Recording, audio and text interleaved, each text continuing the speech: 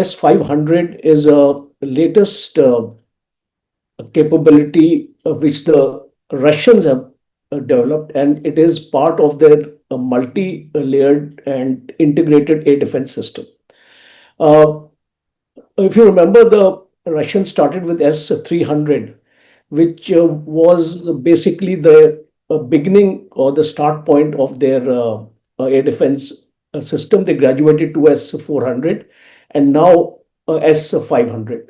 Why this paradigm shift into this kind of system can be explained in terms of its mission profile, engagement envelope, interceptors, radar architecture, command and control improvements, survivability, because that is the most important aspect as far as the air defense system is concerned, and implications for future warfare.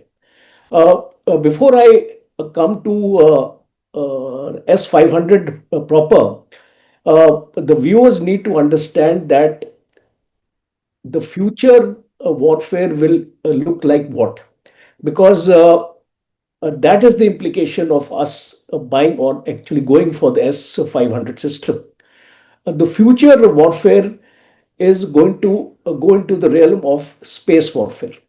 So, a country which is building up its air defense architecture must have a system with them which can address threats which are emanating from the space. So, S-500, the first important aspect is uh, when we start comparing with the S-400 system, that this system is able to address the ballistic missile defense of a country.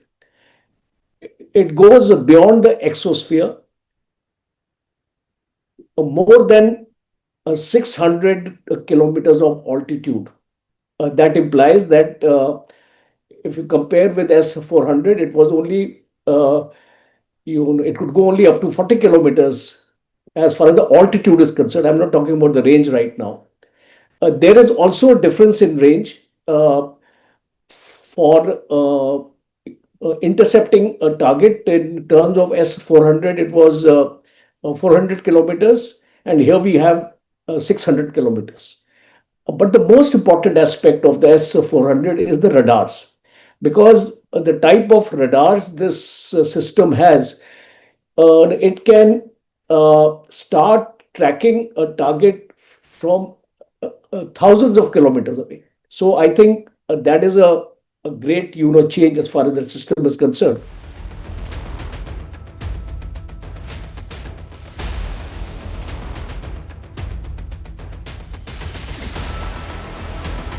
Two major important aspects: uh, stealth technology and hypersonic, because these are the two threats which the S-400 is not able to address.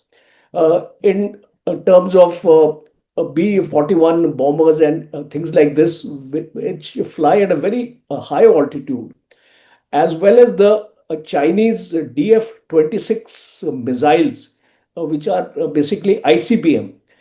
These are the kind of threats which the S-500 will be able to address. So, in terms of hypersonic glide vehicles, in terms of stealth aircraft, we have a system in place. One important aspect which has to be kept in mind by all those who study these air defense systems, uh, this is not a replacement of the S-400, because the entire concept of an air defense system actually works on a multi-layered concept. So you have S-400, which can address up to your 400 kilometers. But now you have a S-500, which can address as soon as the target enters the atmosphere. It is in the exosphere, and moment it comes into the atmosphere, you have a capability with you in terms of S-500, and it's a integrated layered defense.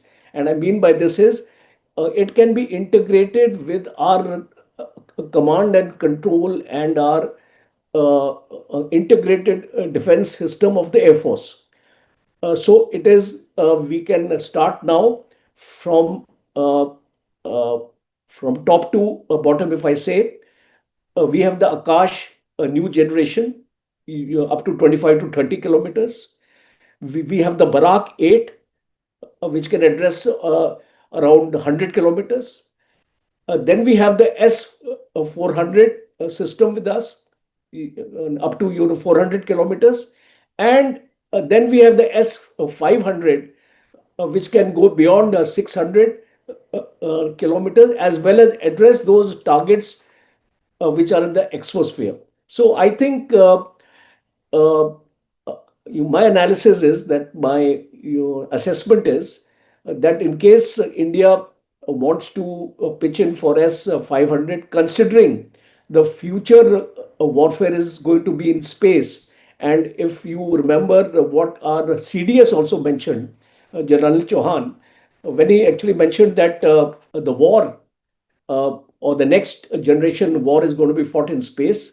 So I think it would be prudent that if we go in for such advanced system. And my last important aspect is survivability of the system, because it has a capability of shoot and scoot.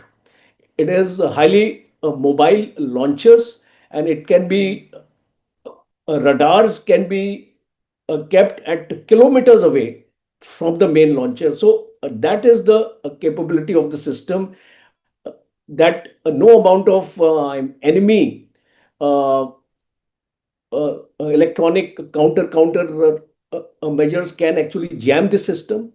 It is more or less, you can call it an anti-jamming capability.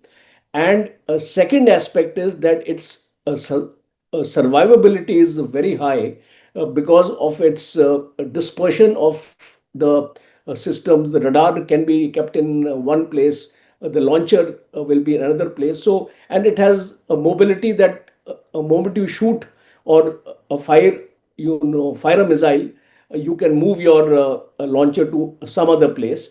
And one battery of this S-500 will have around four launchers, and each launcher will have two tubes. So that amplifies that you have eight missiles ready to be fired from a battery at any point of time. You see, we have to understand one thing. I mentioned right in the beginning that S-500 is not a replacement for S-400. So we need both the systems at the same time.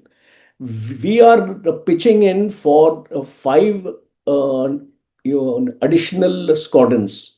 Five squadrons we have got, or we have ordered from the Russians. That actually makes it 10 batteries. We have received three squadrons. That makes it six batteries. So we are still to get two squadrons from the Russians, and we are pitching in for five more squadrons, that is 10 more batteries.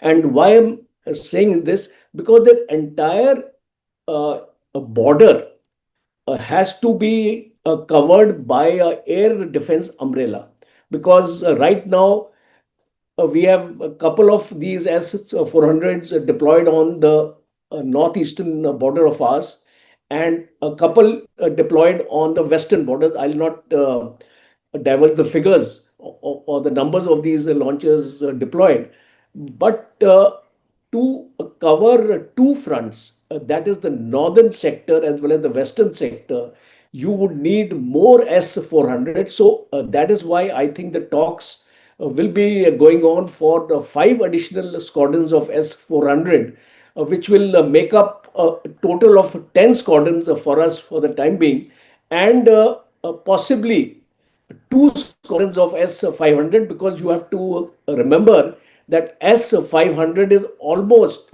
three times the cost of S-400. If one battery of S-400 is $5 million, so one battery of S-500 is going to cost you $1.5 billion. We'll have to also take into account the cost factor, because budgeting is very important for any kind of a defense procurement. So I think in the ultimate analysis, I actually visualize some additional squadrons of S-400, and the minimum, based on our requirement, at least two squadrons of S-500. Thanks a lot. It was wonderful to do this interview with you. Thanks.